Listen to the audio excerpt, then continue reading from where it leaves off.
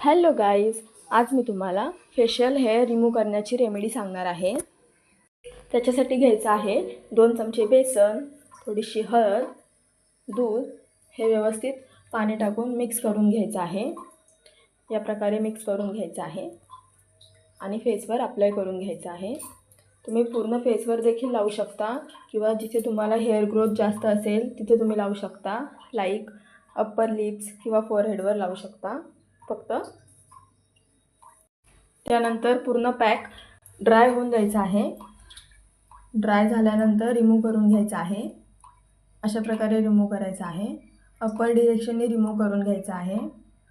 तुम्ही ही रेमेडी आठवड्यातून 2 दिवस वापरू शकता, तुम्हाला नक्की रिझल्ट मिळेल।